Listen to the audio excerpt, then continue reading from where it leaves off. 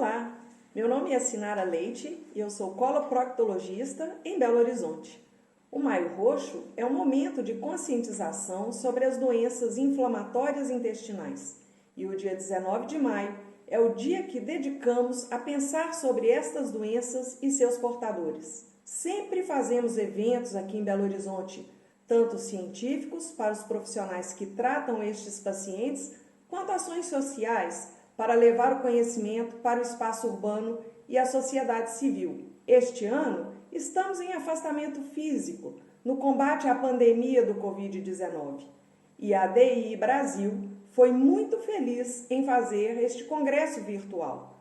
Continuamos ligados socialmente, seguimos cuidando dos nossos pacientes e é uma alegria poder participar desta iniciativa.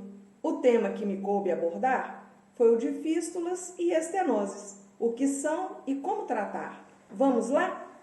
Não tenho conflito de interesse nesta apresentação. Meu interesse é explícito e antigo.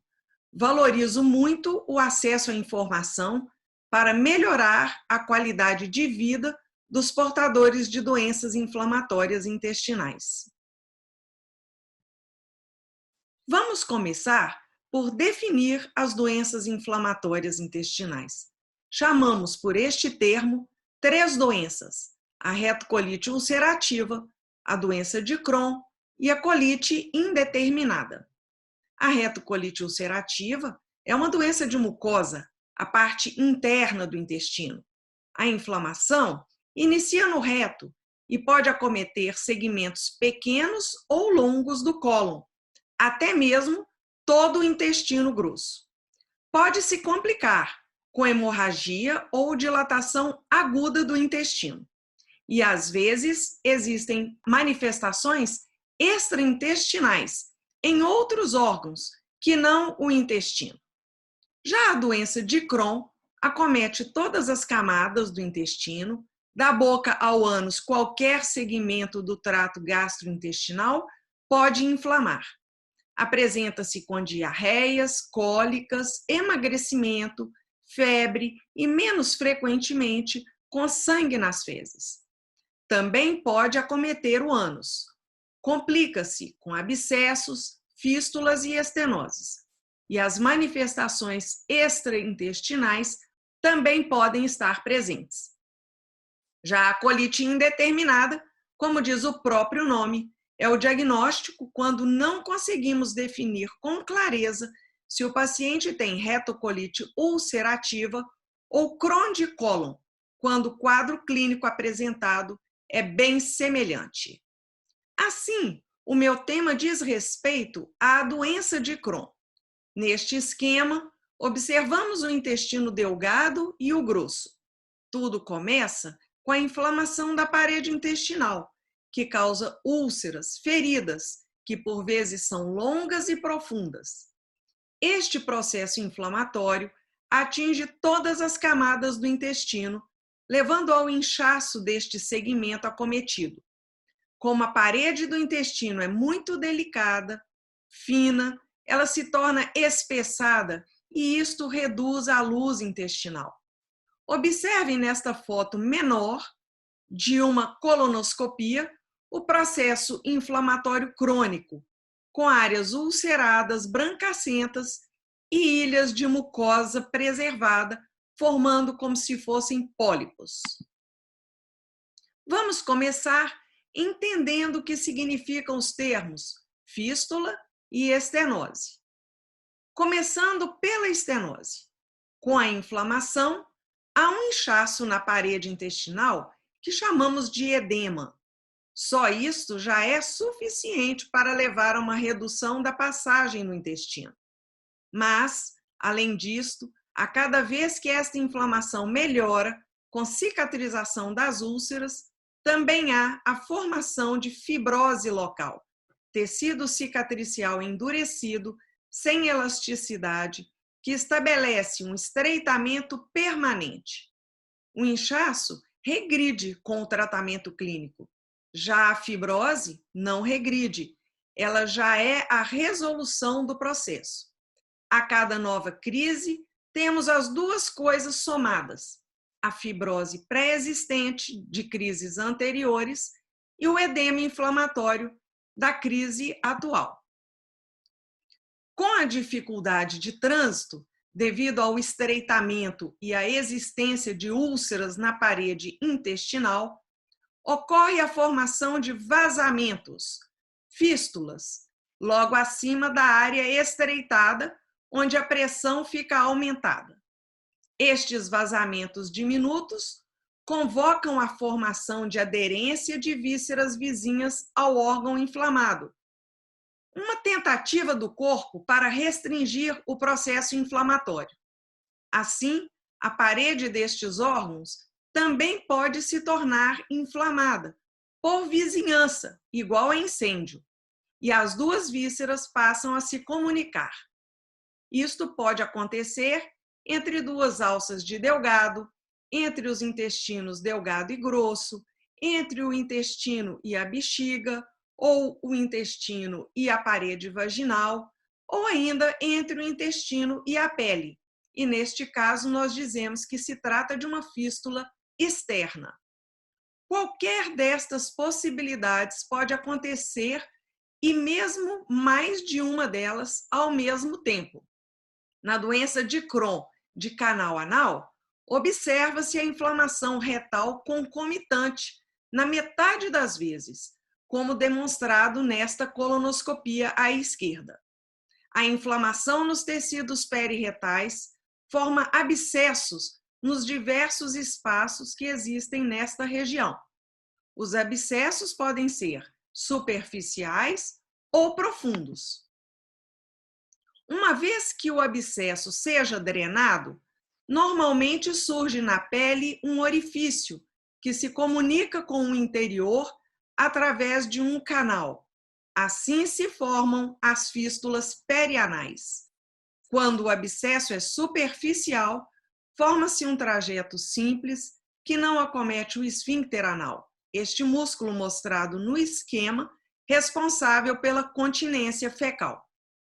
Se o abscesso é mais profundo, ele pode formar vários trajetos mais complicados e, às vezes, isto vai dificultar o tratamento.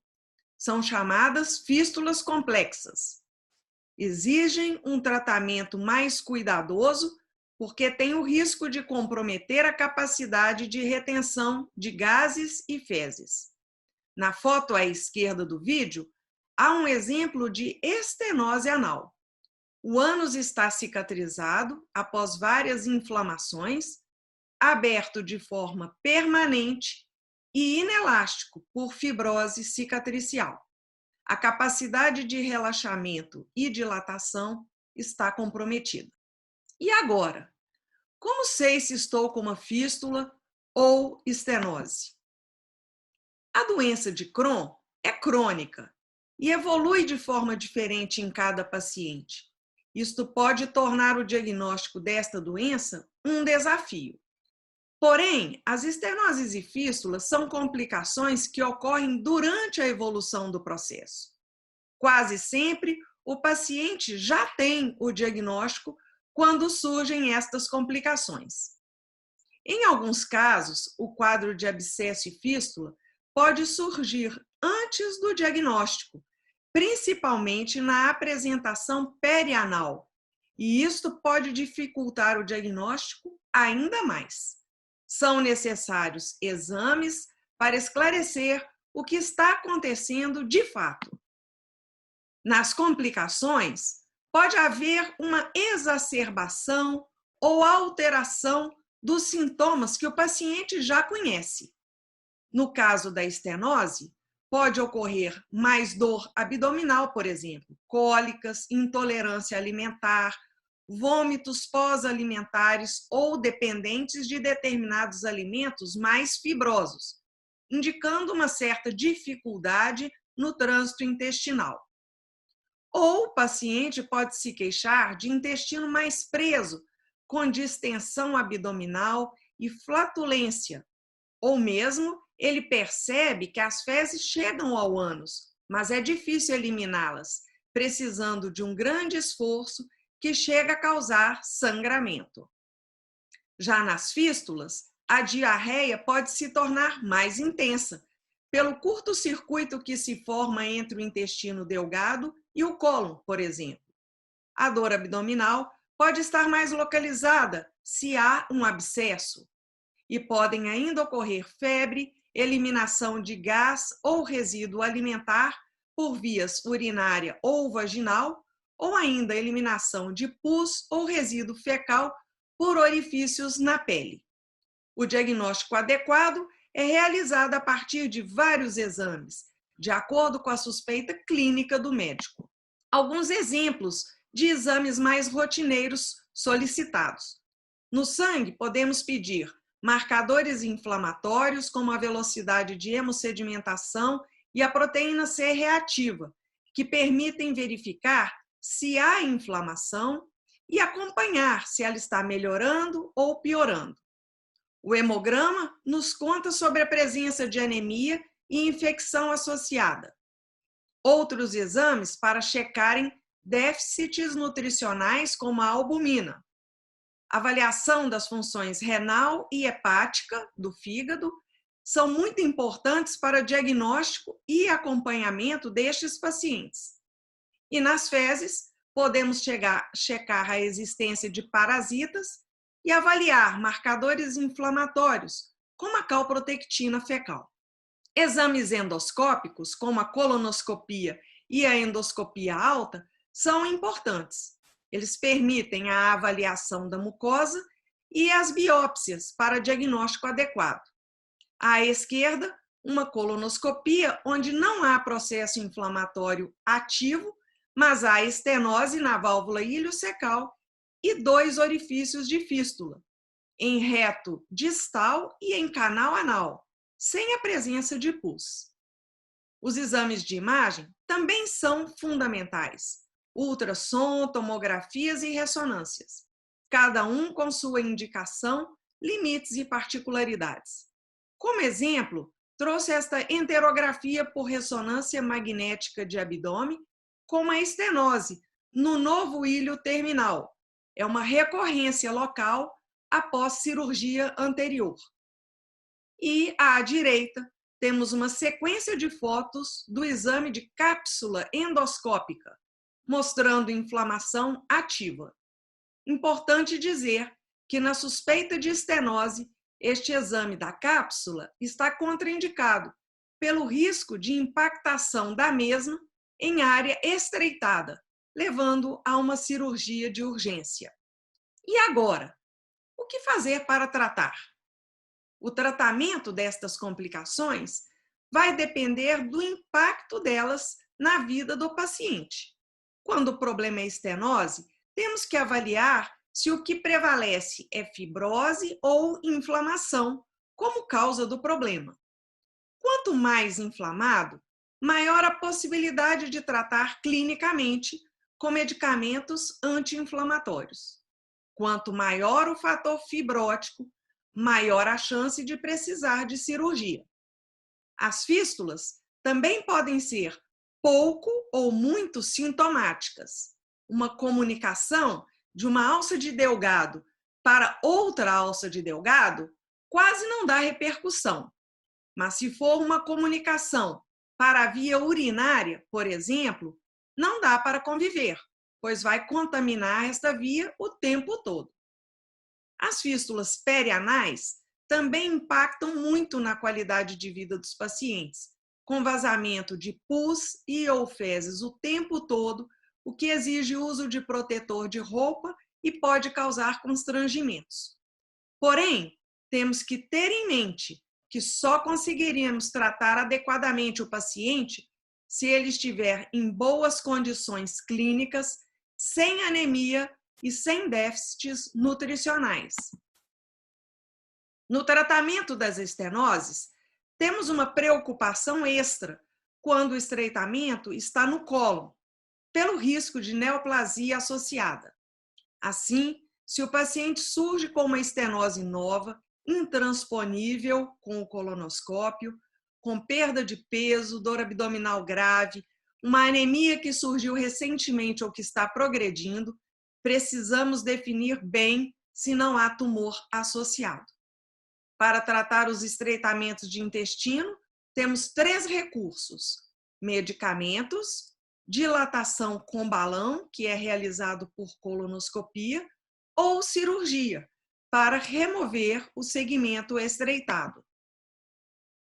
Não vou detalhar aqui nenhum tratamento medicamentoso, mas é importante entender o que está acontecendo.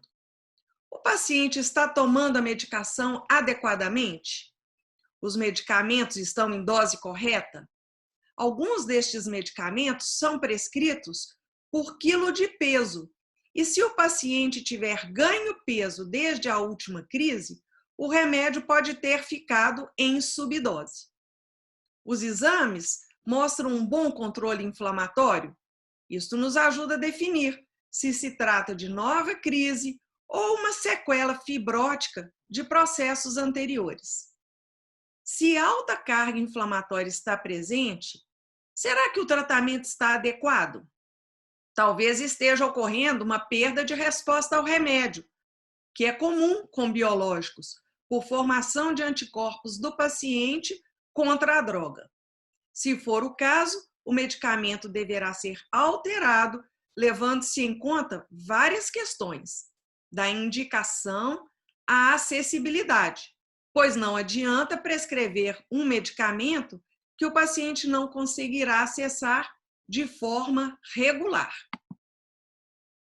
A segunda modalidade de tratamento é a dilatação endoscópica por balão.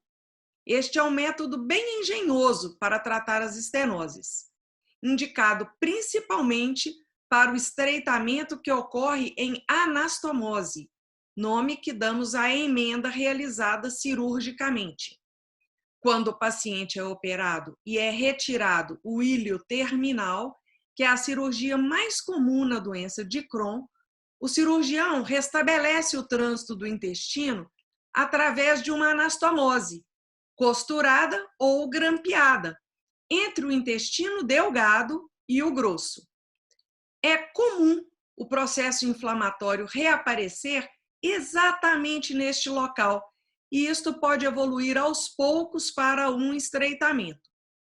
Se o estreitamento é curto, menos de 4 centímetros, possível de ser estudado por imagem e acessado por colonoscopia, é possível introduzirmos um dispositivo através do orifício, abrir então o balão e puxá-lo devagar para dilatar o estreitamento.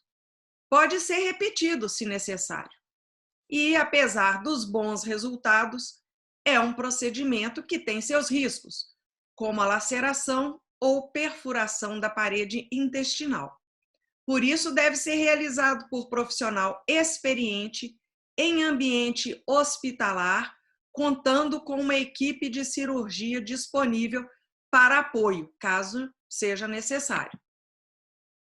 A cirurgia é o terceiro recurso. Alguns pacientes vão mesmo precisar do tratamento cirúrgico. Estenoses longas ou não acessíveis para tratamento endoscópico são as indicações. Se a cirurgia puder ser realizada de forma programada, eletiva, isto é o ideal. Algumas vezes temos que operar o paciente em quadro de urgência com obstrução intestinal. Toda cirurgia de urgência é mais complicada, por vários fatores. O bom controle clínico é essencial para que não seja necessário um tratamento na urgência. A cirurgia pode ser realizada fazendo-se uma plástica no segmento estreitado, sem removê-lo. Ou é necessário remover o segmento intestinal doente por estar muito comprometido e não ser tecnicamente possível preservá-lo. Alguns pacientes são operados várias vezes ao longo de suas vidas. O risco de ressecções longas ou repetidas é o intestino ficar curto, com dificuldades de executar sua tarefa absortiva. Mais uma vez, a importância de tratar de forma adequada, clinicamente. Quando removemos a parte acometida, temos que resolver o que fazer com as duas bocas intestinais criadas. Podemos emendá-las, fazendo uma anastomose, ou fechar a distal não funcionante e colocar a boca proximal funcionante na pele, criando uma estomia, ileostomia ou colostomia. Sempre que possível, o cirurgião faz a anastomose. Em condições adversas, por exemplo, um paciente grave, operado na urgência, com anemia, muito desnutrido, onde realizar uma anastomose não é seguro, a opção é fazer o estoma. Após a recuperação do paciente, podemos então restabelecer o trânsito. Mais uma vez, a importância de manter a saúde através de um bom controle clínico. Falando um pouco do estreitamento do canal anal, o tratamento vai se basear no tanto que a evacuação está difícil. Se o paciente está conseguindo evacuar sem dor ou grande esforço, lembrando que muitas vezes estes pacientes já têm as fezes mais pastosas, não é necessário intervir. Porém, se há grande dificuldade, muito esforço, evacuações à prestação, com sangramento às vezes, ou impossibilidade de se realizar os exames endoscópicos, que são fundamentais para controlar a doença, temos que operar para melhorar o estreitamento. Aqui à direita, um exemplo de um paciente que tinha grave estenose do canal anal e que foi operado com plástica e resolução do problema. Passando agora para o tratamento das fístulas. Dividimos as fístulas em abdominais, que podem ser internas ou externas, como já explicado, com ou sem abscesso, e fístulas perianais. Quando temos abscesso, coleção de pus, é necessário tratar a infecção e drenar a coleção. Esta drenagem abdominal pode ser feita por agulha através da pele, guiada por método de imagem ou por cirurgia, quando este método menos invasivo não é possível ou não resolve. Já as fístulas estabelecidas, sem pus, fibrosadas, há que se avaliar o impacto na vida do paciente. Quando necessário, o tratamento cirúrgico é a opção. A doença fistulizante perianal pode ser um desafio. Precisamos resolver o problema da infecção local, drenar todas as coleções, manter o paciente drenado com o uso de sedenhos, nome que damos para estas borrachinhas que você vê neste exemplo, e tratar a doença inflamatória com medicamentos. Nem sempre isto vai resolver o problema. Quando necessário, tem que se remover o reto doente, com a construção de um estoma. Por fim, quero deixar algumas mensagens importantes para você. Eu gostaria de chamar a atenção para a importância da multidisciplinaridade no tratamento dos pacientes portadores de doenças inflamatórias intestinais. Estenoses e fístulas já são complicações da doença. Quanto mais profissionais envolvidos no tratamento, planejando as soluções, maior a chance de sucesso. Outra coisa muito importante é o comprometimento do paciente com seu tratamento e com a sua melhora. É fundamental que o paciente se pergunte: o que eu tenho feito que colabora com a vida que quero criar? Quanto mais comprometido o paciente está com seu tratamento, maior a chance de sucesso. É muito importante buscar ajuda nos grupos de apoio. Da mesma maneira que os profissionais têm que contar com o apoio dos colegas, os pacientes têm que buscar apoio de outros pacientes. E isto é feito através das associações de portadores. Eu cito aqui a Associação Mineira, AMD, e a DII Brasil. Mas graças ao trabalho de inúmeros portadores, hoje nós temos associações em todo o país e também fora do país. E também quero chamar a atenção para a importância do Maio Roxo. A conscientização das doenças permite lutar por um melhor tratamento, pelo acesso aos medicamentos que são caros, e não só aos medicamentos, acesso ao recurso jurídico, a psicólogos, a informação, tudo o que é necessário para o melhor resultado do tratamento. E, por fim, a vida é imprevisível para todos. O fato de ter uma doença não define quem eu sou, não o define para onde eu vou caminhar. Portanto, sonhe, faça seus projetos, realize-os. A doença impõe alguns limites, você terá que tratar dela, mas não os impede de viver. Cada um de nós é responsável pelo próprio destino e nós temos que construir a nossa vida todos os dias. Muito obrigada pela oportunidade de falar com vocês.